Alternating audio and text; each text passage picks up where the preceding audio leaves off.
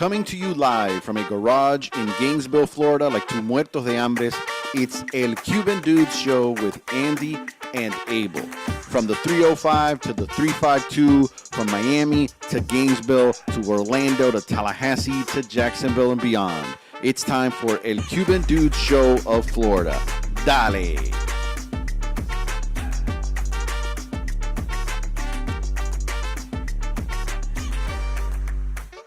Cuban Dudes Show, April 11th, 2024, on a rainy and then all of a sudden sunny Thursday here in Gainesville. Abel, say hello to the peoples. Hello, people. Hello, people. How is everyone doing? Thank you so much for jumping on and watching the show here today with us. We got a good show. We got David Herrera, weight loss champion, on with us. I'm going to shut this thing off. Okay, I just want to get the music done. Weight loss champion. Guy went from 355 pounds, dude, Coño. down 140 pounds. He lost another person. He lost an entire person, probably and a half. Nowadays, depending how skinny you get. Right. Tres chino. Chino. Yeah, so we're gonna be talking to David. It's gonna be fun. That's gonna be a good conversation. Yep. And right off the bat, we get Outlaw Diesel of Miami. What's Yeah, up? yeah. What's up, Abel? What's I up? feel like Outlaw Diesel of Miami knows you. Yeah. It's a buddy of mine. Felix Aleman is in the house. Alemán in the house. So yeah, we're gonna be talking to David. Like I said, that's gonna be fun and insightful. I feel like we're gonna learn a lot in our conversation with David. But before we get to that, Dun, dun, dun. I want to talk a little bit about Look at him already getting Abel's- a chuckle. You're already getting a chuckle, huh? All right, I'm the talk, butt of the joke today. I get it. I want to talk about Abel's recent trip to Miami. Métese con el viejo. Abel's recent trip to Miami. As some of you may or may not know, Dun, dun, dun. Abel went down to Miami to cover Rick Najera's Najaras. Sweet 15 Que Quinceañera show Que quinceañera. that's playing throughout the month of April, right? Ends at the end of April. Yep. And tell us a little bit about the show and what you experienced out there, Abel. So the show is set de una quinceañera. So you walk into the place and it's set up like una quinceañera. For those of you that know, it's like, one of these coming out of from a baby girl to a lady.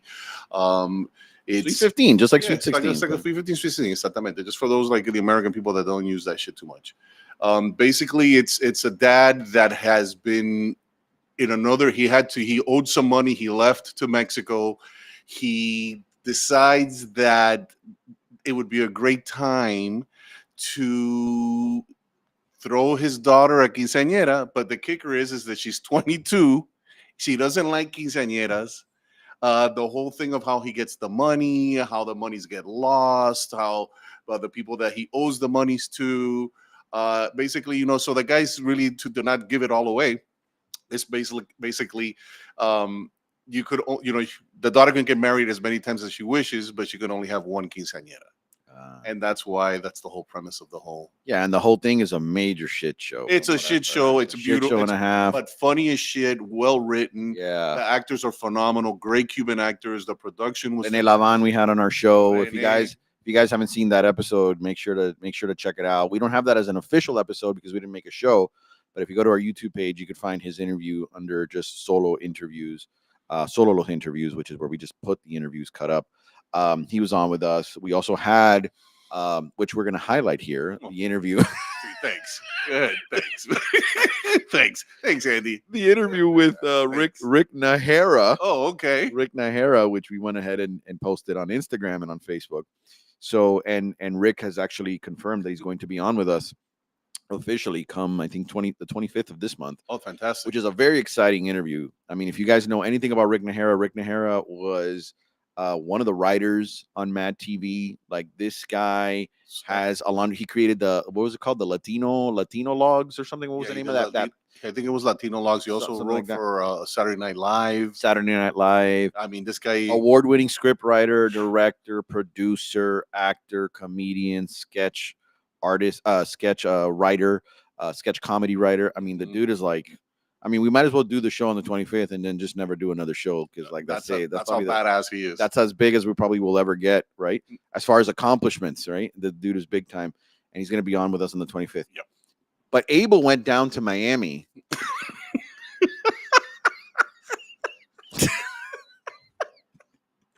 Abel went down to Miami to interview Rick Herrera, and I went ahead. I did Abel justice. All right, I did editing magic on Dun, this dun, thing. dun. Made it smooth and crisp. I mean, if you guys haven't seen the interview, check it out on Instagram and Facebook under our page, Cuban Dudes. I think I did a really good job. I think I did Abel some justice. And look, I'm not ragging. I'm taking the shit out of Abel here, but Abel did within the context of everything a great job. Thank you. Before I show what I actually cut out of the beginning of this interview, which you don't see on Instagram and Facebook. Thank God. What did you have to go through to get to Miami to get in front of Rick Herrera? Wow, my brother. So basically, even it was just like, so I get the call from you. We say, hey, listen, we need to go down there and we need to go to Miami and interview Rick and all this stuff. And I'm like, okay, fine. I know it's short notice, but let's go ahead and do that because of the caliber of the gentleman, right? The gentleman. Oh, good. Okay, the caliber of the gentleman. Yes. So then I'm like, okay, don't worry, I got this, Andy.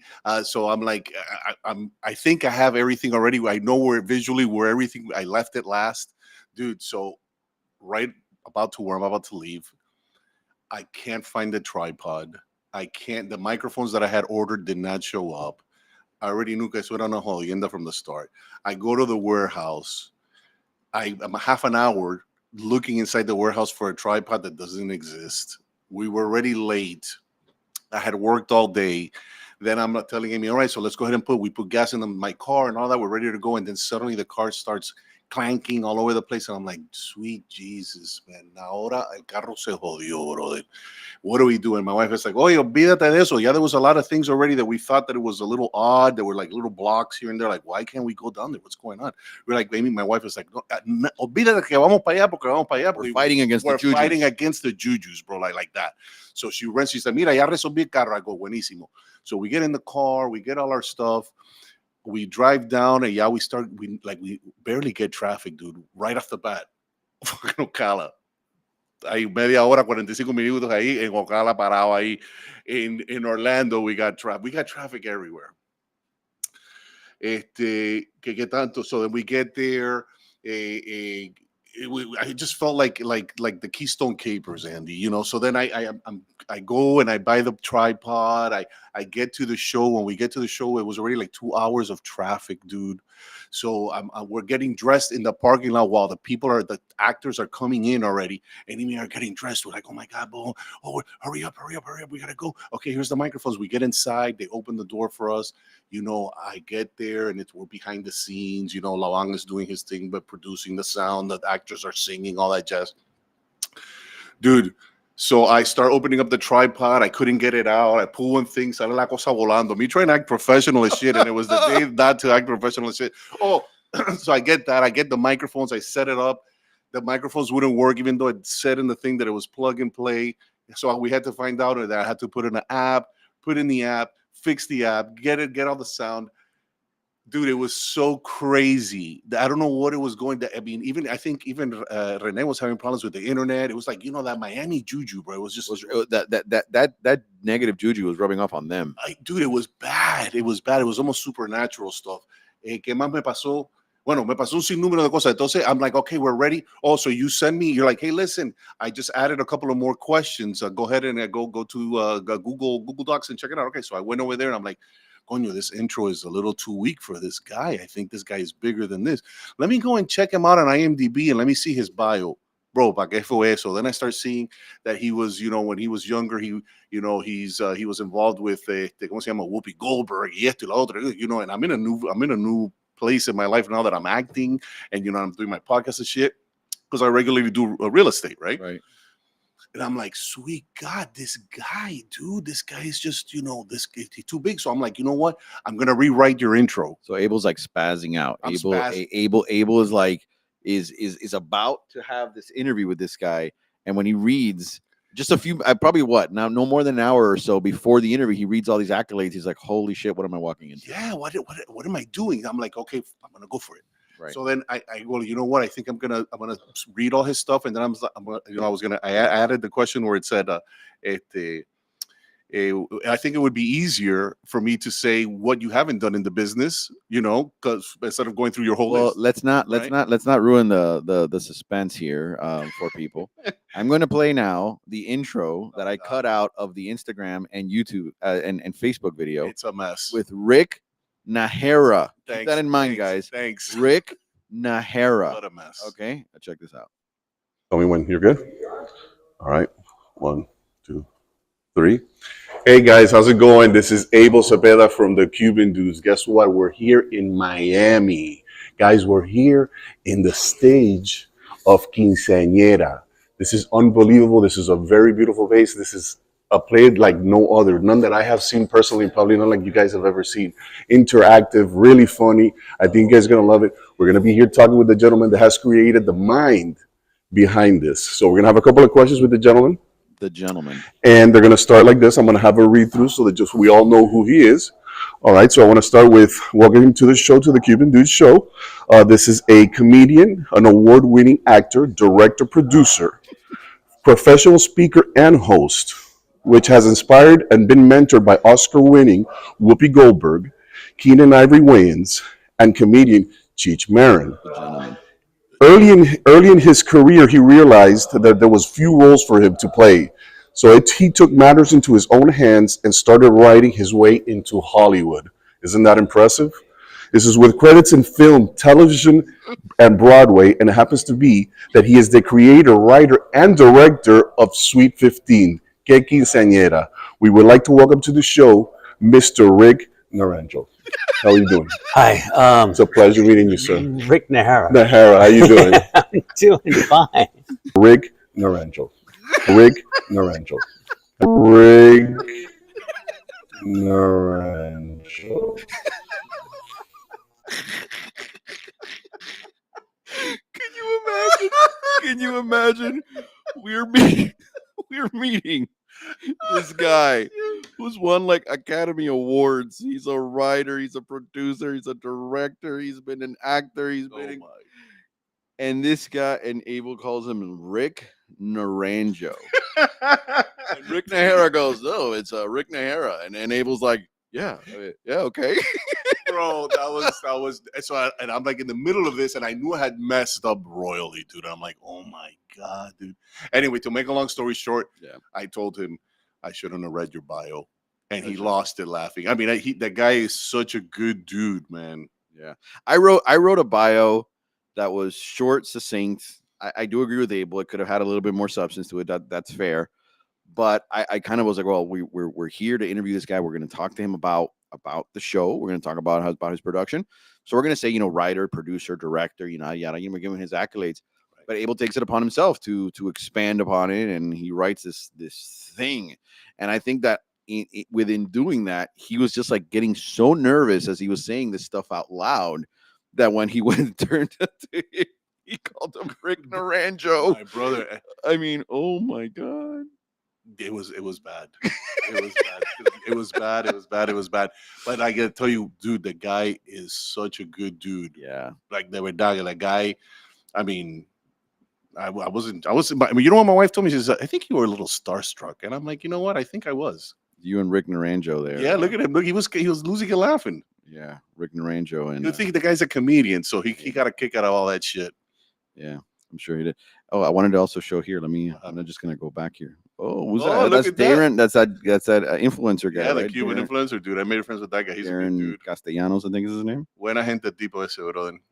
Mira, Mr. Mr. Red. Red. Who said he wanted to be on our show, and I haven't been able to lock him down. So Abel, Oh, work your magic, bro. yeah, Get him on the- he's gonna be. I think it's him this weekend playing Máscara, and the following weekend I think is the other Darren. Yeah, Darren.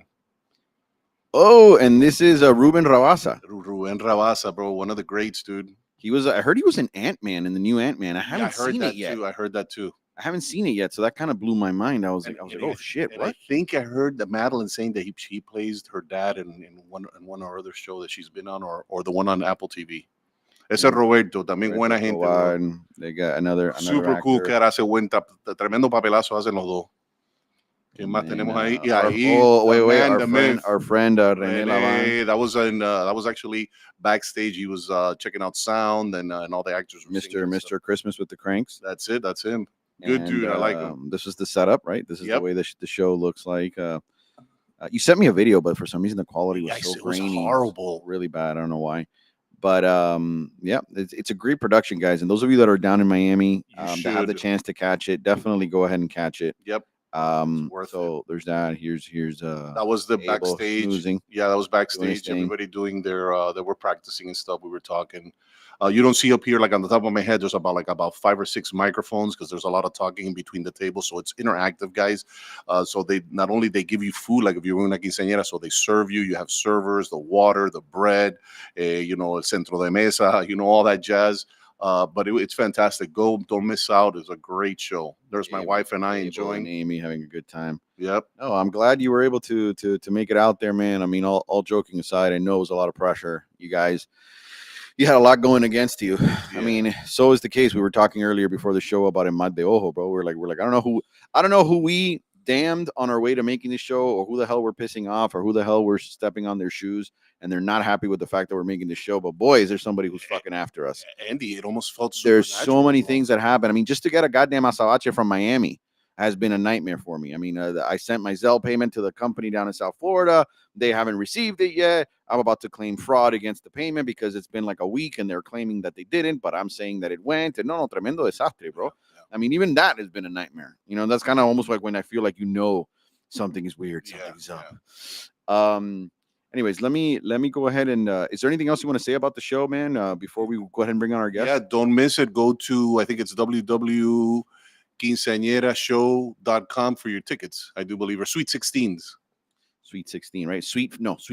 Sweet 15 show. Sweet15show.com. Go ahead and check it out. All right, so we're going to go ahead and bring on our guest for today. Our guest is David Herrera, and as I'm reading him in, I'm going to go ahead and show a video here in the background. I'm going to mute it. Bro, since we're on YouTube and all this stuff, we get the what? ¿Cómo que le llaman eso? The copyright stuff with Madeline. Remember how we played her song? Yeah. So the video's fine, but we got flagged for copyright or whatever. So that's something we got to deal with. I think it's like 15, 30 seconds, the max you could play a song without getting hit with copyright. All right. So, but anyways, that's neither here nor there. All right, so I'm going to play this in the background as I'm reading him in. Today's guest is a nutritionist, trainer, Redcon 1 sponsored athlete. David weighed 355 pounds at one point in his life. And back in 2019, he jumped into a ketogenic lifestyle along with intermittent fasting and daily exercise. By 2021, David was down 140 pounds and stepping on stage for his first bodybuilding show, which in my estimation is quite a damn achievement, if you ask me. Yep. He's since become an ISSA certified nutritionist and personal trainer, helping hundreds of men and women reach their fitness goals. Visit David's Instagram page for more information. Keto DFit, at Keto DFit. And here, let me go ahead and I'm gonna fast forward here so you can see what this dude looks like now. Check him out, bro. Sexy as hell. He's got his shape. The guy's like a monster. Look at him. He's like doing these like I don't know what they call these preacher things or whatever. I forgot what this all called. I haven't hit the gym in quite a while. But the guy's a monster now, man. Look at him. Dude. They do weigh 355 pounds. 355 pounds. Let's welcome to El Cuban Dude Show trainer and nutritionist, Mr. David Herrera. David, how you doing, brother? What's up, guys? Tremendo intro there. And Abel, yeah. it's Herrera, not Herrero, not Hernandez. Nah, bro, it's Herrera. People like to butcher my last name all the time. Listen.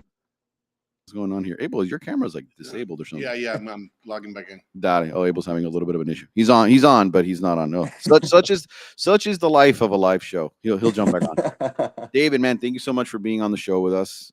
We appreciate you, man, making the time. I know you got the kid. I know you got your wife is pregnant and everything. So I appreciate you making the time and just taking the time to be here with us. So I appreciate you, man.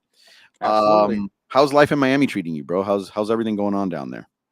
Well, I mean, I am in Miramar. I've slowly migrated north, but I take a couple of trips to Miami every so often, and it's what can I tell you, man? It's the same old shit, different day over here. Doesn't it feel now like Miramar and Fort Lauderdale is just like Miami kind of 2.0? Yeah, I feel like as I get older, I gotta slightly go more and more north because they're coming our way, man.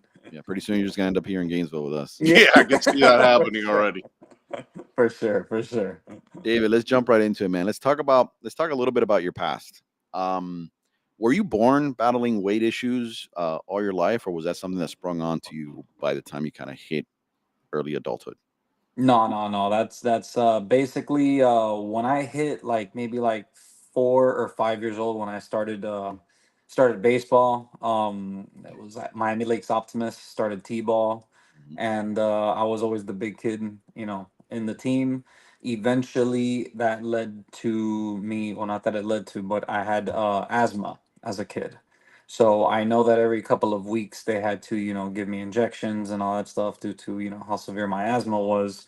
And those, I'm not blaming it on that, but it had like steroids and stuff, but not to make me like a jack kid, but it did put on more weight.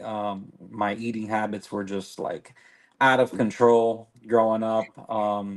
In elementary school, I was that kid in the cafeteria. Oh, you're gonna drink your milk. Hey, you're gonna drink your milk. And next thing you know, on my tray, I have like 6, 7 chocolate milks, and then that just spiraled out of control as I got older. I've been on diets ever since I was as long as I can remember, since I was like maybe 7 or 8. Name a diet, I tried it. Um, I remember specifically like middle school and high school, it was like acupuncture. You little put the little pinchitos in your ear, and you gotta press it if you're hungry and all that stuff. And eating, very, very low calorie, nothing sustainable. Lost a little bit of weight, but like I said, it was not sustainable. It was just to get rid of the weight at the moment, and I didn't think about like long term. Everything was like, oh, let me just go on a diet for 2 weeks and see what happens or whatever. I But I'm never sure, I'm thought sure, about. I'm sure that Yeah, I mom and never. dad, I'm sure that mom and dad were also not helping with the arroz con frijoles, and I they. mean, they did the best they could. They identified the elephant in the room. I was new since I was a kid. My dad would pull me aside and tell me, "Yo, like, you got to drop weight. You're the big kid on the baseball team, and you got to prove yourself because they think you're too slow and all that stuff." So, like, for sure, like, I mean, that they honestly they weren't the best cooks, but they took care of business, and they provided, and that was the most important part.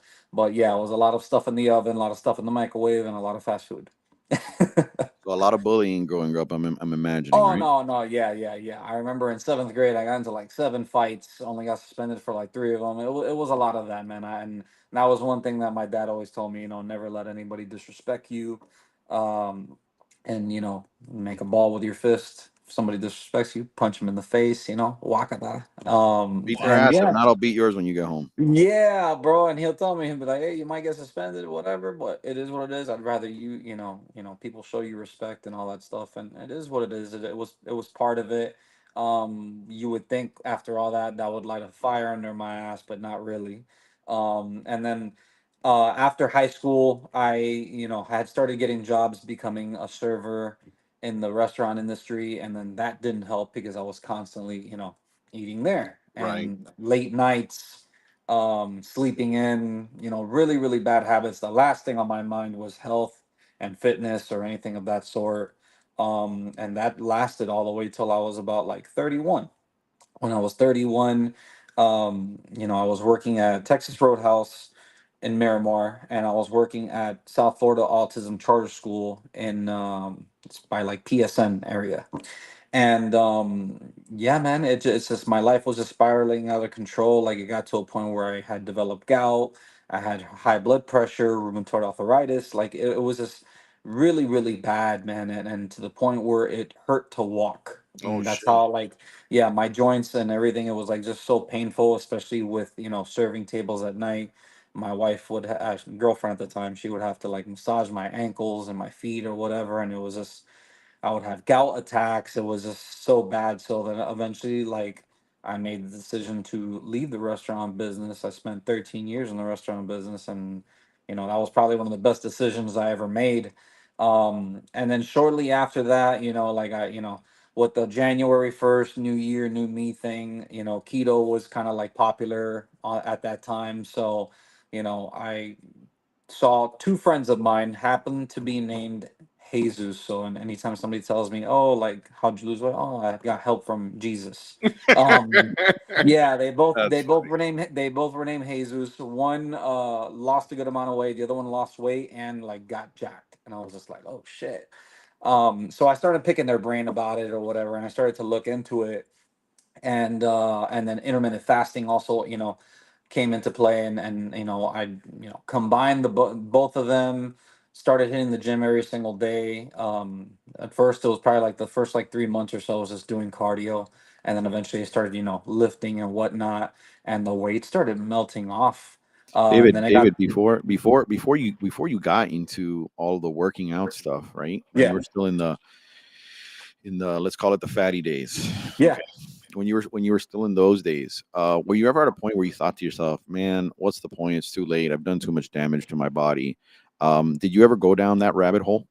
Yeah, yeah, definitely. I several things went through my mind. It was possibly go the surgery route, to shrink my stomach. My aunt and my uncle both did the surgery, and they gained the weight back. So like I mean I didn't know if I wanted to go through that.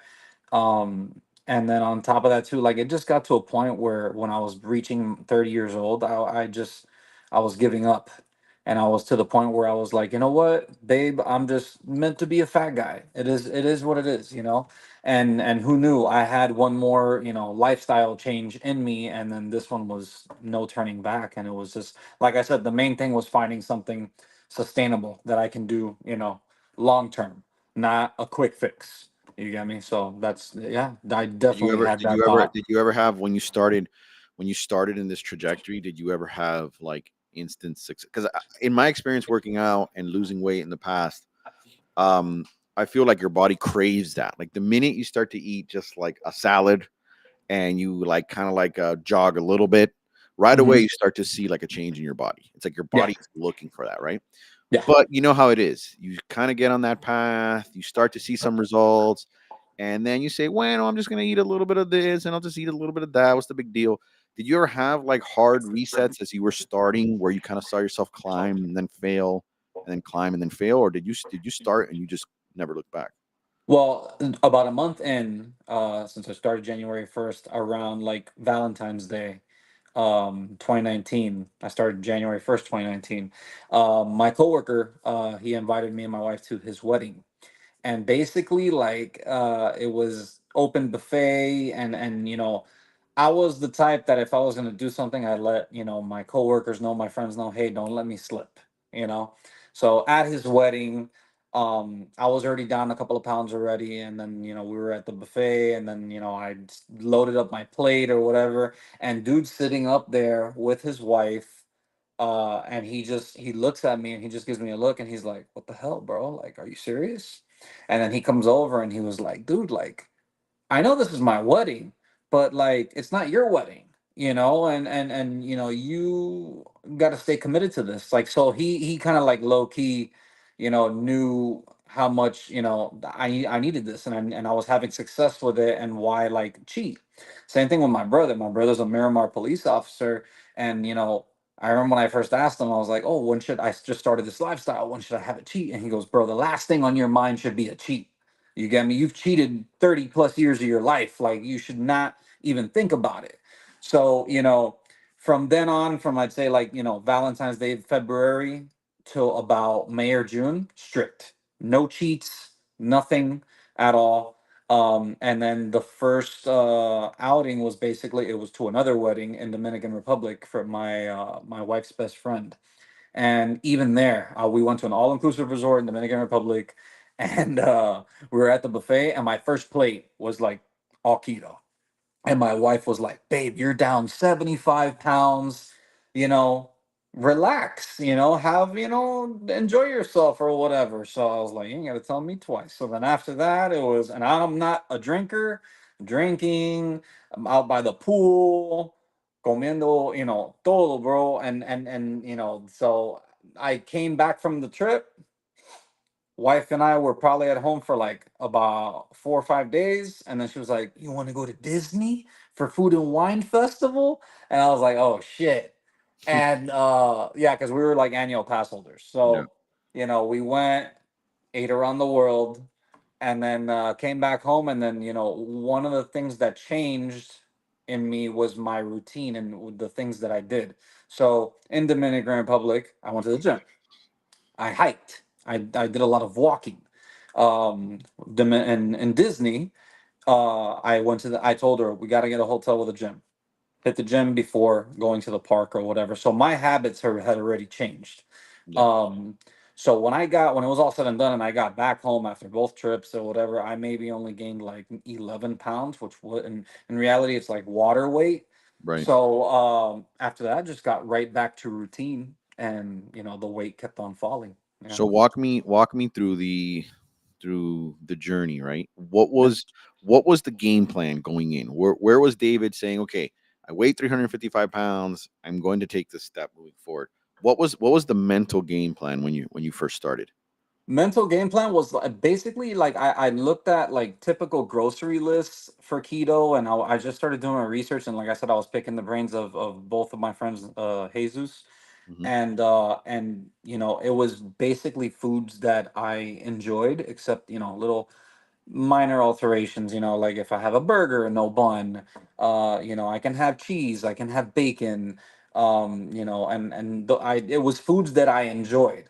So, with that, I was just like, oh, this is gonna be, kind of cake. And then it had its challenges, yeah, because if I went to like a certain, get together or gathering or whatever, like I would even take my food with me or I would eat before. So like if we had got together for a boxing match on pay-per-view at my brother's house and everybody's having pizza, I brought non-breaded chicken wings. You're that You know, guy. I was that guy, but everybody How many knew how many how. times how many times did you break your mom's heart in this journey when you came to the house and mom was like arroz con picadillo with the To frijoles? be And you're like, honest no, with mom, you, I can't eat that. to be honest with you, my mom and the kitchen just don't mix. They Uh, don't. My parents are born in this in the 50s, came from Cuba in the 60s, but like when it comes to like the whole cooking thing, I'm probably like the one that cooks the oh, okay. most. Or growing up, I You was dodged probably the like the bullet one there, cooking bro. the You might most. you might Yeah. still be only down 30 pounds, Yeah. Yeah. not 140. Uh, Yeah. But this journey really got me to also cook a lot more and to get into the kitchen. And I've always loved the kitchen, as I mean, obviously I was that size and working in the restaurant business, so I was no stranger to the kitchen. But then once I started like cooking my own meals, not eating out as much, it just it's changed the game. It really did. David, so let me ask you a question. I mean, I tried to do keto a few times, brother, but I had the problem that, I couldn't go to the bathroom regularly, dude. Like, how do you do that? Do you add veggies to that? Or, I mean, how does that work? Because, tengo un ceboruco pegado allá atrás. Well, I mean, there's Metamucil because I mean, I mean, I went all that and like yeah, like I would pick like vegetables. I would have a good amount of vegetables as well. Not now, not so much. I'm not really very big on vegetables or fruits. My wife always tells me, she's like, "How are you Hispanic and you don't like fruits?" I'm like, "I don't know, bro. No, Like when I was growing up and I was playing outside in La Grande, it was come in, grab a Capri Sun, a Lunchable, some Ritz crackers or something, some chips, y pa'lante." no, You in know, the cuisine, in the language, in at least the Cuban cuisine. Ensalada is not part of it, dude. Eso es carne con papa, pollo con arroz. It's not, you know, lo que coge es papa, yuca, shit like that. But a salad, a green salad. Notice that when you order something like that in a Cuban place, es una ensaladita, una cosita chiquitica así. yeah, yeah, yeah, yeah, yeah, It's just yeah. not in the. Yeah, but yeah, like eventually like it was just my body adjusting to everything, and yeah, I did have that issue at first. But it eventually like it leveled out and it went away. Like I said, it's a lot of consistency and just sticking to it. A lot of people when they start keto, like they'll get what's like called like brain fog, fatigue, or whatever they I was call it. going to The ask you. keto. I was going to ask you about that. Did you go into when you first went into ketosis, which is Yeah. the process of your body now switches from burning carbs actually burning fat, right? Yup. It's like, Yup. did it hit you? Because when I remember, I lived in Vegas for about 2 years, and I was working with a guy who was an actual bodybuilder named AJ Sims at the time. I'm not sure if he's practicing anymore, but I was Yeah. with this dude and I was training, and he got me into like all the. I was 25 at the time. He got me into like all the stuff. I was looking like Bruce Lee, bro. I was jacked up. But when I did the ketosis thing at first, dude, getting out of bed, dude, it felt like that Fear and Loathing in Las Vegas, that Yeah. movie with Yeah. Johnny Yeah. Depp. It felt Classic. like I was Classic fucking movie. tripping. Like I was like, what the hell's going on with me? Did you experience that? Very, very lightly because I read up about it and I was drinking electrolytes. That's like very, very Uh, key when Mm, you are on keto. AJ Sims screwed The me, man. salt, bro, and the salt. Like that's what I'm saying. Like growing up in the '90s, it was like, no, don't have too much salt. No right. red meat. Uh, uh, Eggs cause high cholesterol. All that stuff. I went against all that and I was totally fine. But yeah, like very, very lightly. The people that I've coached, I'll tell them, I'm like, yo, do you feel? Oh, I feel fatigue. I have a headache, and I'm like, put some salt on your tongue. Boom, gone. So does so Like, does so does it take about 30 days for your body to be in the ketosis No, state? I think it takes I think it takes only a few days, right? yeah, it for you to hit keto flu for like yeah like 4 or 5 days or so Yeah. because you're like he says. I mean, he couldn't explain it even better. Like that it's your body transitioning from glucose to burning fat as fuel. I'm gonna try Yeah. to do that for 30 days, but I guess. Bro, I'm telling you, it's you got to see it through. It's consistency, and I'm telling you, I guarantee you will have results. And then you pair that with some light walking, maybe some light lifting or whatever, Hmm. and maybe like intermittent fasting, like just like a standard like 16/8, which is what I did in the very beginning. Now I do like 23 hours. Today I did like 22 hours fasted, but I started 16/8, so my time frame back then, I was a little bit of a late eater back then, so it was like I started at 1:30, so basically fasting. The minute I woke up, Hmm. water and electrolytes, black coffee, which was like, ugh. When I first started drinking black coffee, I was like, bro, this is so nasty. How the fuck can people drink this shit? Right. Yeah, yeah. This is Diarrhea. so Bajan gross. diarrhea. No, it's una mierda. Bro, because I was used to, having my Cuban coffee in the morning, my Right. pastelitos, croquetas, all that stuff. And then to have that, I was like, bro, do I really have to do it? And I was like, you know what, fuck it. I'll get used to it. Sure enough, that's the only way I drink coffee now. I feel weird putting anything in my coffee. No Yeah, shit. yeah. That happens. You adjust. Yeah, so it's just it's building those habits, and then the next thing you know, it's second nature. The same thing with fasting. Like I work out every day at 5 in the morning, bro. Let me see if this light will, because it's So it's a getting kind of lifestyle. It's a close. lifestyle There you go. change. Look at you, man. I can see Oh, you. look There at you you. go. See your tattoos now. No, bro. Yeah, I yeah. remember. I remember when I was in when I was telling you when I was in Vegas when I was doing working out with this dude. Yeah. I remember him telling me AJ would be like, "You're gonna start to crave a lot of weird shit that you never craved before." And he's like, in the thought of having like a slice of pizza or that, it's gonna start to gross you out. And indeed, it did happen. And there was one thing in particular that I started craving, dude, which I couldn't get enough of. Like I would eat it, dude, just straight up with mustard or whatever. Tuna. Tuna Yeah. out of a fucking can, bro. I'd be like a fiend. My wife thought there was something wrong with me, and I would crave it so bad. Isn't it crazy how your body just adjusts when you start to head Yes. down that route? Yeah, yeah, yeah. You don't crave the crappy food as much when you do go off plan and you eat something that you're really not supposed to, you will feel like crap and you're like, why did I do that? Let me tell you a funny story about tuna. My wife hates mayo. I love mayo. Yeah. She makes her mayo with cream cheese. And I was just like, I don't know about all that. And sure enough, I tried it. And now it's like probably the only way that I have tuna. So No that's a shit. little, yeah, try She tuna makes with she makes her own mayonnaise. Like she makes it. no, no, no, no, no. We get avocado oil based Okay. mayonnaise. It's called Primal Kitchen, Okay. or Chosen Foods is another brand or whatnot. And then so that like I love mayonnaise.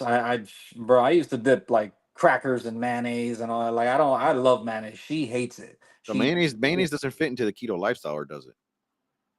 it has to be avocado oil based because the So thing is the thing is with like condiments and stuff like that, if you look behind on the ingredients, that's one thing that with this whole lifestyle I read ingredients now. Right. Soybean oil, that's usually like the main oil that they use, and it's at the very top of the list. So when you look at ingredients on anything, if you see it has a long list, the top of the list is usually what there's the most of. The bottom of the list, very little amount. So, and most condiments or whatever, like if you know how there's like dirty keto, clean keto, or whatever. So regular mayonnaise would fall under dirty keto. But if you are trying to do it clean, then avocado oil would be, would be best. Interesting. You know how Yeah. to do your own mayonnaise? Your own My mayonnaise? wife does. Yeah, that's the Uh best way. I can't remember if I've tried it before. I have a friend of mine that he's just like he's all bro. If you think I have a crazy story, I have a group of friends on Instagram. We've had a group chat for about pretty much since I've started my keto Instagram around like 2019. We're called the Triple B, the Brotherhood of Bouncing Bellies.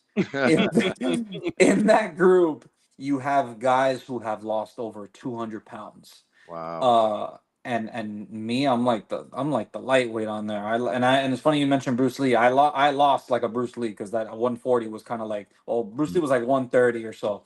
But yeah, You're and right and about it funny too. story, I have a Bruce Lee tattoo like right here. Sick. So, yeah, there you go. Sick. Yeah, Sick. there you go. Do you But think Abel could join your? Do you think Abel could be the fourth bouncing belly or whatever it is that you bro, I mean, why not? We're always looking for new members. But these are guys like, we've met each other throughout the years. Not all of us have met, they're based out of, some in California, some in Arkansas, like they're all over the place. But one of the dudes specifically, his name is Mike Gorman. We all call him Gormy. He's lost 200 pounds twice. And this dude is like, if I thought I love food and you guys love food, this guy really loves food, and he'll dedicate like a whole day to like making something. And he's very big on making his own mayonnaise. So like I'm always getting like little tips and tricks from him. I think I've made mayonnaise probably like once or twice. Not that bad, but I'd rather buy were it. you It lasts longer. yeah. Yeah. Were you embarrassed in the beginning walking into gyms? Were you like looking at people be like, oh my god, gas if they go to aquí with all these sexy motherfuckers like lifting weight Yes. stuff like that? Yes. I mean, I've tried in the past, and I've gone with gym buddies of mine, guys who were in shape, and I would maybe go for like a couple of days. Next thing you know, I'm extremely sore to the point where I'm like walking like this. I can't straighten my arms, and that right there was like, all right, I'm not going back or whatever. I'm too sore to go back. And then that thought also would come into my head, like, all these people are looking at me, like, what am I doing or whatever. Funny story, I lost the majority of my weight at my parents. My parents, they live with us now, but they had their own apartment on Pines Boulevard, and they had a gym in their community. So I would go to their gym, and it was an apartment gym, but it had everything I needed. It had, sauna, it had the stairmaster, it had ellipticals, cardio machines, it had weights, spinning rooms, you name it. And so that's where I lost the majority of my weight. I didn't go to a real gym until probably like 2021, 2022, around there. And then by that time I was already fit, and I would walk up in there, and you come to realize that everybody there is working on themselves. They're not really paying it. They have their headphones on. They're not paying attention to Yeah. you, and Yeah, the but it's you inside your own head usually, right? You tend to it it, it discover that really it's, it it's your really own is. It voice in really your head. is. It really is the camaraderie, the like 5 a.m. crew, man. Like when I go to the gym now, I usually go to I have instead of bar hopping like I used to do back in the day when I was younger, I go gym hopping. So through my insurance, almost every insurance has the same thing. It's kind of like a fit program where you basically pay a flat rate and you have access to like all the gyms. So I have Planet Fitness, I have UFit, LA Fitness, Crunch, all that stuff. So like Tuesdays and Thursdays, I usually work out with my brother at 5 in the morning at Crunch, and it's the same people, same people. Yo, what's up, bro? It's like family, you know. And they're always, yo, you look great, bro. Hey, your shoulders are coming in and all that stuff. Since I'm pretty sure we're gonna talk about it soon, Redcon One, which is the supplements that I use and that they ended up signing me to be an athlete. They have a gym in Boca Raton. I remember the first time I walked into that gym, heavyweights go into that gym, like true bodybuilders go to that Yeah. gym. And I remember I walked in and I was like, damn, bro, all these guys are beasts. And then I look in the mirror and I was like, But so are you, fam. So are you. You know. Nice. Definitely, Yeah. that's definitely the way to be. Yeah. Now that you're officially in shape, a Yeah. trainer, Yeah. nutritionist, how do you see your life's journey? Would you change anything about your trajectory if you could go Absolutely back? not. No, no, no, no. I would not go back. I would keep everything the exact same. I'm in my prime right now. You know, I have a beautiful son. I have a beautiful supportive wife. She was with me from when I was 355. You know, all the and she when I had my son, when we had my son, June 2nd of last year, I remember I was seeking out, others' opinions, other dads or whatever. I'm like, yo, like, how do you find the time to work out, and how do you do this? How do you do that? And they're like, bro, you'll find the time. Don't worry. It may be busy. You'll probably like not have a lot of sleep at first, but you'll get used to it. Sure enough, after the baby was born, like I took like a whole week off of work or whatnot, and she told me like after like day three or yeah, when we were home, she was like, you better get your ass to the gym. That's the type of wife I have because she knows how important this lifestyle is for me. And she was like, no, we're going to build a little schedule. You're going to go to the gym. So, like, even on the weekends, like, I'll wake up at the crack of dawn before she wakes up, before the baby wakes up.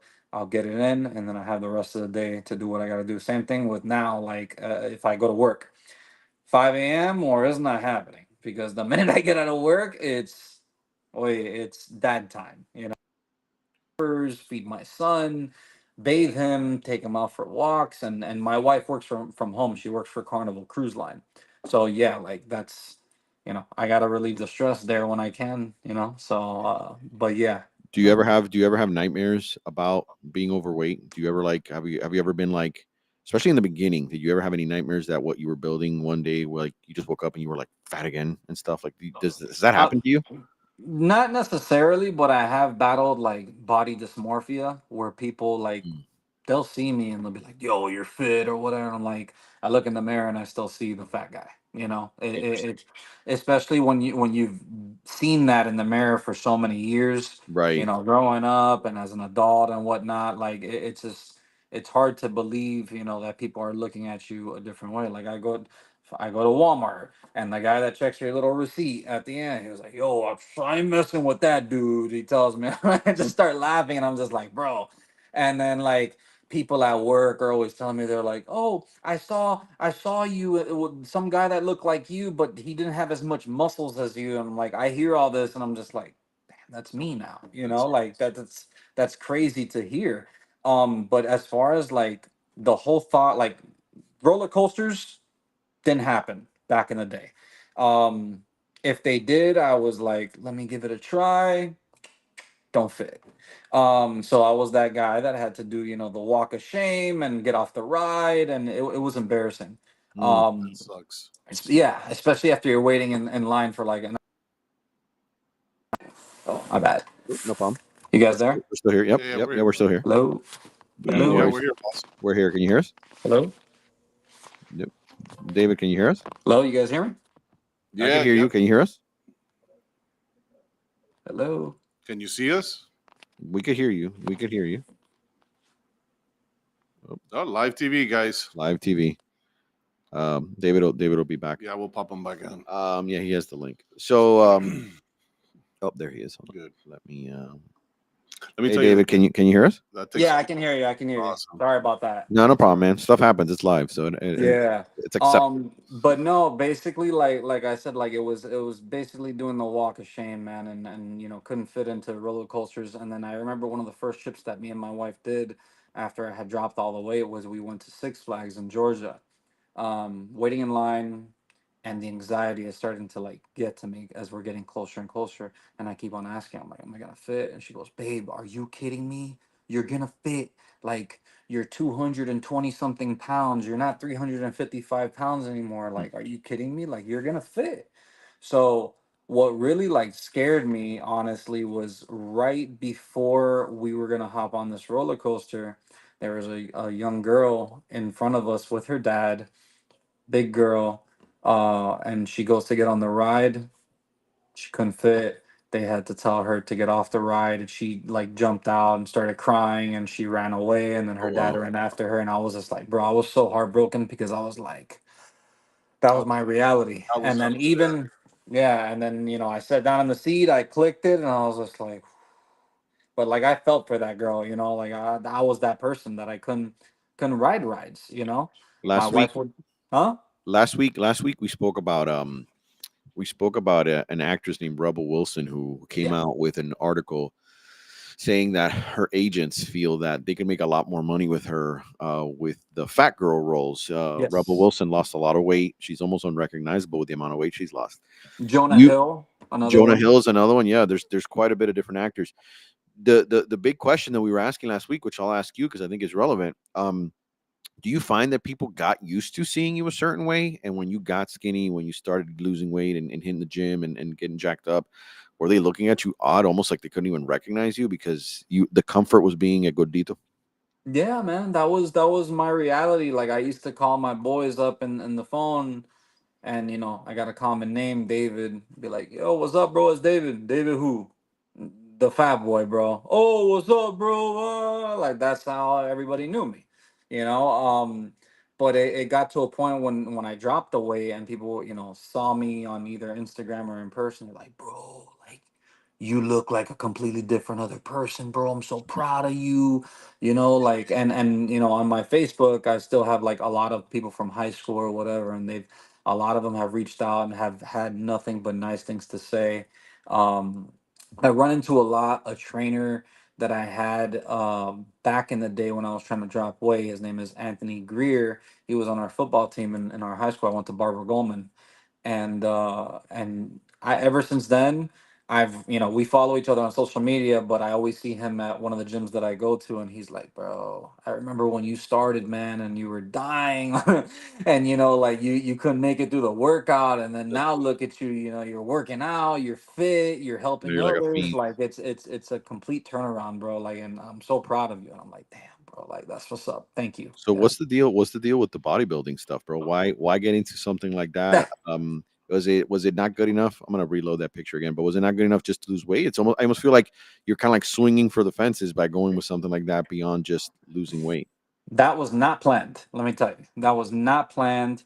I had a buddy of mine named Alex Poro. I'm actually gonna refer him to you guys because I think he should be on your show. He's part of the Triple B, the Brotherhood of Bouncing Bellies. He's based out of Boca Raton. He's also got Cuban heritage, and he has lost 280 pounds. Wow. So the year before that show, he won. That was a transformation division, and like they had the physique and all those the different categories for men and women, and then one of the categories was transformation. And basically what they looked for was your journey. You had to do like a 2-minute transformation video. Um, you had to it had to be like really heartfelt, and also how much weight you've lost, how you look. They didn't really pay attention to the poses and all that. They didn't look for all that. It was you had like I think like 30 seconds, and you had a little square, and I basically went around a circle, side chest, double front bicep, all that stuff, back pose, all that. But how I got into that was, like I said, he won the show before first place. So then he kind of told me, he was like, "Yo, you're gonna do the show, right?" And I was like, "Nah." So then he just kind of talked me into it. And next thing you know, I'm hiring a coach, and I paid for the registration. And I'm like, "Oh shit, this is really happening." And so what happened was I hired a coach, and he was the University of North Carolina football strength and conditioning coach. He knew about keto, but it wasn't really his thing. So he tried to get me off of that and get on like 6 meals a day and a lot of rice and chicken and oatmeal and a lot of food that I really didn't enjoy.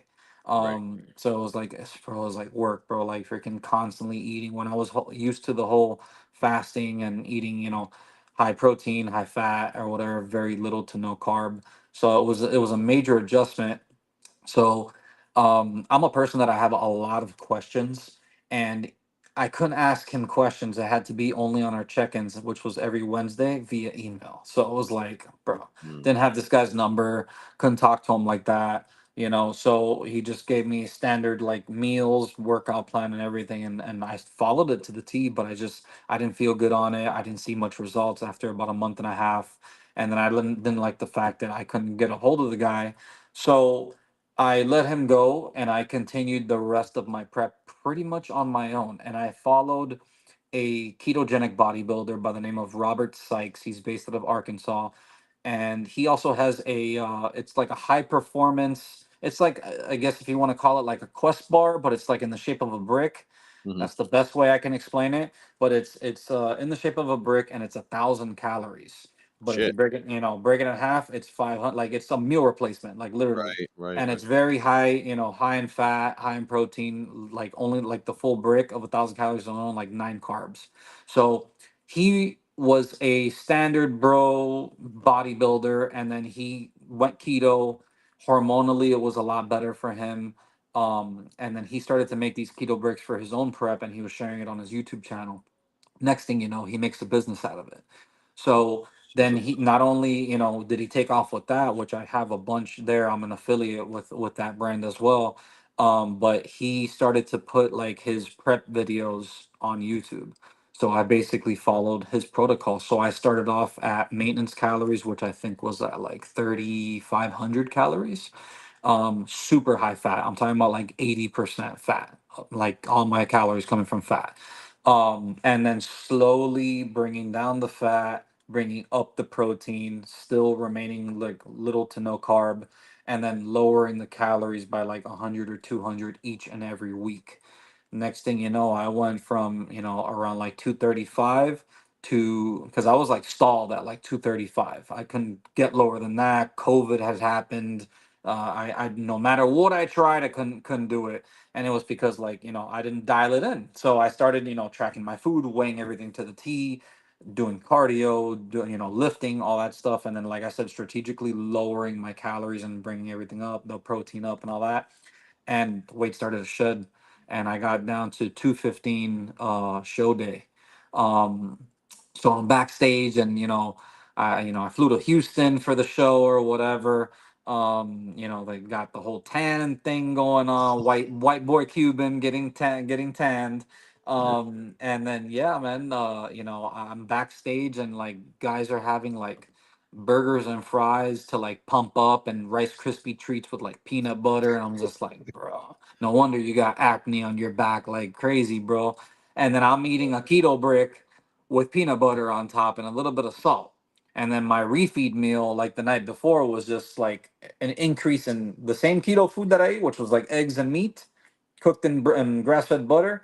But instead of having, I got low to like 1,600 calories. So from like 3,500 all the way to 1,600 calories day before the show.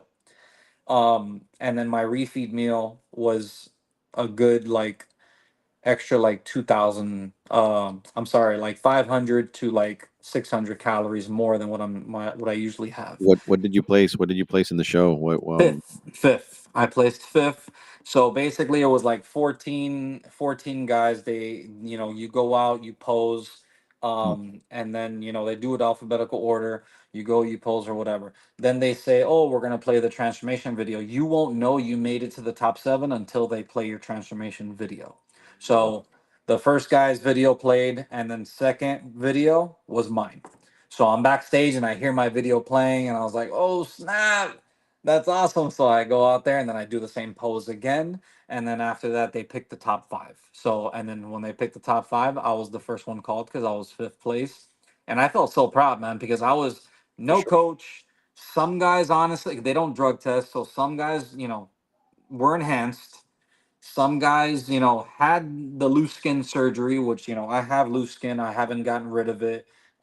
Fasting has helped me with it. Weightlifting has helped me with it, but it's still a lot of loose skin that I have that eventually, sometime down the line, I'd like to get rid of. But yeah, like some of those guys had the loose skin surgery. Some of those guys, like I said, were enhanced. Majority of those guys had coaches, posing coaches, everything. Everybody telling them what to do to the T. And here you are by yourself. And here I am, solo dolo, and I did the whole thing, and I ended up fifth place, and it was a hell of an experience, man. Will I do it again? I don't think so. I don't know. We'll see. We'll That's just see. one of those. That's I just thought one of those about, I life thought about, experiences. I thought about doing it, a couple of times, but I'm like, I'm a dad now. My mentality has shifted. And I'm all about like just staying healthy and being fit or whatnot. Maybe maybe down the road, we'll see. So how did But you go? How did you go from being a 350 pound, excuse me, 355 pound, gordito, to being sponsored by Redcon One? How did the sponsorship come about? same thing with my buddy Alex Poro, the same guy who talked me into doing the bodybuilding show. He's also a Redcon One athlete. He's been a Redcon One athlete for quite a while because of his story. They even did a doc. He even has a documentary of him removing his loose skin on Amazon. It's called Skin Deep. Really, really, really cool. And that's my boy, bro. Like I said, like he has the keys to Redcon One gym, so like he'll call me and he works out at 4 in the morning. And I work out 5, he works out at 4. So like I'll usually get together with him on the weekends and we'll open the place up and we'll be working out there, nobody there. Um but it was all started with him. Yo, here's some shirts. Yo, here's pre-workout, here's protein, here's creatine, here's all these supplements or whatever. So that is what kind of got me into, taking supplements. I was taking like the bare minimum when I started working out. It was basically just electrolytes. Like I wasn't into pre-workout or nothing like that. I did dabble a little bit in what my brother was taking. I think it's called pre-gym. But then I started taking, my boy started hooking me up with supplements and I started taking the Redcon One stuff. And, that's how it all started. Next thing you know, like I'm rocking their stuff. And then he told me, oh, become an affiliate. They're called tier operators. So became an affiliate. Um, and there's a lot of perks to it. You share some stuff, you gain, points if you gain sales and commission and the whole thing. And yeah, man, I just started to share so much what on my social media of the brand, and I got really close with like the chief marketing officer of the brand, and they've really made me feel like family. They even did like a model like casting call. I did a photo shoot with them. And I've done like demos for them, which I actually have two coming up. So like I'll post up in like Vitamin Shop and I'm that dude with the table. Yo, what's up, bro? You want some samples or whatever? And I'm talking about the Perfect. products like that. That's me, and I'll do like expos and stuff like that. I have one coming up at UFit Gym and one coming up at Bass Pro Shop. So Very that's nice. gonna be, yeah, that's gonna be cool. So it's little things like that, and then the next thing you know, like it's just constantly tagging them on all my posts, all my weight loss, reels, everything, constantly rocking the gear, constantly, Yeah, you're showing, just you're just living you're just living the life of being enwrapped in that whole thing, which Yes, is sir. Yeah, yeah, yeah, definitely. So they took notice, and then I was curious. I was like, "Damn, when are they gonna sign new athletes?" Sure enough, I've been patient for quite some time. Not that I was looking for it, but kind of had a feeling it was coming. And I was the second one picked. They only picked two. They picked this year. They picked something new called community leaders. So like people who are very big with Redcon in the community or whatnot, and then they picked two new athletes. And it was cool, man. you're Freaking one of the two. yeah, I had to sign a contract and everything. I was Look like, at you. oh shit, legit. Surreal, surreal at that moment, right? Surreal at that moment, probably when you were signing Ye- that, thinking about where you came from. Which leads me to one of my final questions here with you, yeah, David. What does your future look like, man? Where do you see yourself in the next 2 years? What's the next big achievement for David Herrera? more dumbbells, deadlifts, and diapers, bro. Um, Yeah. So have more kids, and and basically, raise them, man, to be wonderful, kids and grown ups, teenagers, whatnot, and then just follow my passion. I'm also very passionate I've been involved with Special Olympics for Mm, 18 years. That's mostly what my work history is, working with adults and children with intellectual disabilities. This Sunday, I'll be at Miami-Dade North volunteering for their track and field event. I'll be there with my niece and my nephew. So definitely looking out, looking to, continue that. I'm gonna take that with me. I told my wife, I was like, you're not just marrying me, you're marrying, Special Olympics, because I have athletes. Like I've been a coach. I've been a unified partner, which is basically like a unified team, which is a team where it could be guys like you and me, and those it's with and without disabilities. I've you know been involved with like the Publix campaign, Publix torch campaign. You go to Publix, hey, would you guys like to donate to Special Olympics? Like I've been out there with tables and stuff like that. They have tip a cop nights at certain restaurants. I've done those. The race for inclusion at Bayfront Park. So All, many all I'm things, doing, man. all I'm doing out here is just chasing chickens and interviewing you. I mean, Just on. I honestly feel like I need to really pick up the slack on my I end, mean, yeah, man. I'm just really big on giving back community and and giving back and stuff. yeah, I'm That's really big awesome. on that. Yeah. David, man, I want to once again thank you so much for sharing your story with us and being here with us. It's really been enlightening, and I'm sure a lot of people, not only during our live session here, but on the rewatches, are gonna learn a lot and feel inspired by your story. Do you have? I'm gonna give you the floor for any last word, man. Anything you want to promote or anything you want to say? No, I just wanted to thank you guys, for inviting me onto the show.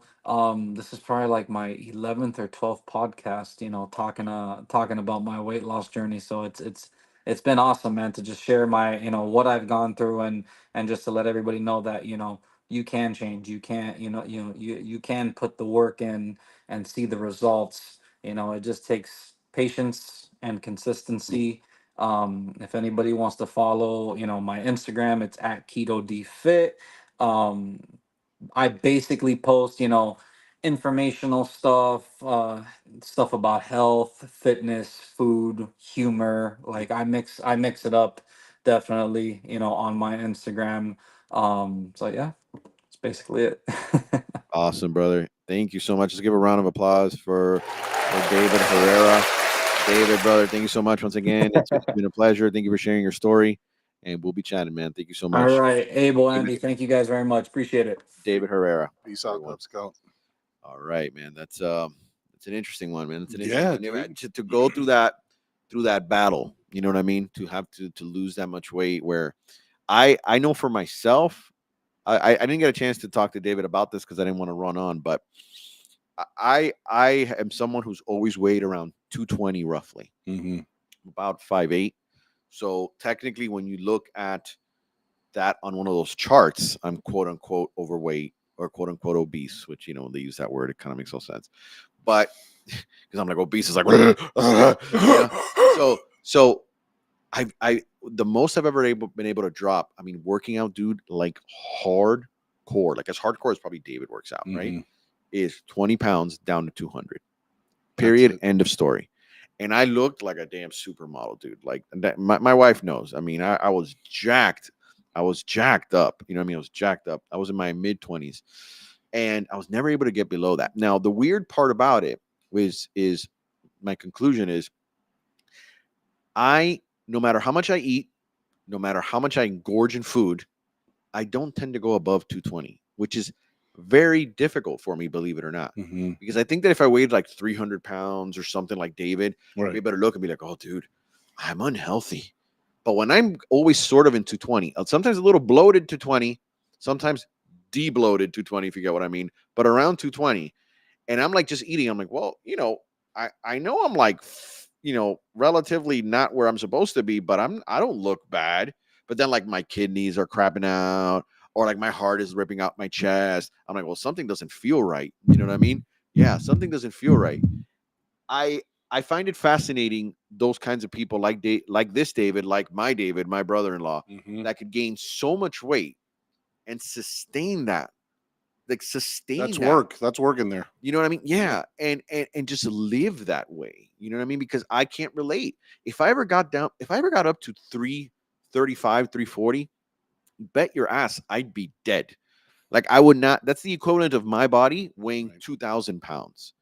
So I find it fascinating people like David, first of all, that could sustain that, and second of all, actually having the wherewithal and that thing to like go out to the gym and like start to work out. Because even at what I weigh now, I'm like, dude, to get started, so that is a major achievement, man, to That's get down to discipline. that. Yeah, I think that's discipline, dude. 'Cause so waking up at 4 in the morning and being at the gym at 4 in the morning, are you fucking kidding me, bro? you get obsessive with that kind of shit. Really, dude? You do. I do remember from my experience, the minute you start to see you lose some kind of weight, Uh-huh. you start to like peak up with it. Like you start to see result, and you're like, shit, man, I'm noticing a difference. Right. So then now you start saying, how much more can I go? How much more can I go? And what happened with me when I got to that 200 range, which, like I said, and I was obsessive trying to get down to like 180, Right. was because I wanted to be like really like what I'm supposed to be by the book, which I know is incorrect. Mm-hmm. That's like if I had no bones, if you get what I mean. But when I wanted to get down to 180, I became obsessive. Like I wanted to lose that weight, man. I did everything that I could, and I think that's where it's dangerous because that's where you start to go, well, if I just have like a cheeseburger, Right. if I, because you're not going Right, any more right, down, you're right. kind of just there. Right. You know what I mean? I'll work it out double when I get I'll back work to it out double, Yeah. and the next thing you know, I look like this again. You know what I mean? Right. It's Right. just- It's a lifestyle, dude. it definitely- Definitivamente. And you guys that get there at 4 o'clock in the morning, that was never my lifestyle. I was coming in from the clubs at 4 o'clock in the morning. You're too I would cool. see you guys. I was like, You're too these cool. guys- I never did any of that gym shit at 4 a.m. that shit seems a little excessive, but bueno, to each his own. I Right? worked out. I worked out in my parents' garage. All I needed was a flat bench, some dumbbells, maybe like a medicine ball, and a treadmill. That's all I needed to get jacked up, dude. Like I don't need to go to one of these monster gyms that has like 500 pieces of equipment. Right. I just need like maybe 5 things, and out of those 5 things, I could get like 30 different workouts. But I learned like I learned on my own and through my dad teaching me like how to work out. So I just did it there. I didn't have to go to no 5 o'clock in the morning thing or nothing. But there's people that are committed, man. Yeah, I don't know. That's As we wrap up, did you see the last thing here? Did you see that OJ Simpson kicked the butt? Coño se murió al fin. I wonder if all the juice is gonna come off on it. No pun intended. No pun intended. I think all the juice has been fucking spilled. You think? on his way out? Yeah, everybody is. I hope It's he just would have under left that something general like, consensus. yeah, Khloe Kardashian is mine, and I used Ah. to get, all that kind of shit. I banged the shit out of a That kiss, kind of man. juice. That Get kind of it, shit. get it. That would be interesting if you left You like know- some memoirs. Yeah, dude, just like Hidden under the jail cell bunk. Bro. it's just let it all out, bro. That's the That's- fun stuff. Dude died of cancer, man. We've talked about jujus before. We've talked about vibes, what you put out in the world. I'm sure that partial part of that cancer is like just the shit. Everybody was praying, estaban poniendo velitas a los santos and all that shit. I But remember just the internal, man. Like just the somewhere in his psyche, the mind, psyche, right, as much as he played the I'm innocent guy, right. that shit eats away at you, man. Yeah. Everybody's human at the end of the day. I used to see him a lot over there in Town and Country in at Hooters because he ended up living down there in Miami or down there Yeah. in Kendall somewhere. Yeah. And everybody was like, "Yo, OJ, he was cool. He had a table full of people still doing his thing, talking shit, drinking beer, wings, looking at ass." But he was like nothing out of After this the world. verdict, they're talking about After the verdict, and then after that, they busted him. Remember selling all the rigged cable boxes or satellite dishes and shit. come mierda. Bro, with the money he already had, bro. ¿Qué clase come mierda? Ah, come mierda. Yeah, that's when you know that you're just a shithead when you're You gotta be un delincuente from birth. for real. I would have just been chilled back. Oye, me sabé del. I dodged the bullet. I dodged the bullet. Let me just lay low Chill. forever, pretty much. That's what I would have done. Yeah, but the guy that I don't know, man. Maybe he was bored or something. I don't know. You should have gone to 4 o'clock in the morning and worked. Go at 4 o'clock in the morning to the gym and worked out. Anyways, guys, it was a good show. Yes, it was. Spoke to David. David, gave us the insights on the weight losses. We want to thank David Herrera for being on with us. We will be on next week, Monday, on a special show. Yep. And Thursday, a regular routine Thursday live show. So next week we're gonna call it.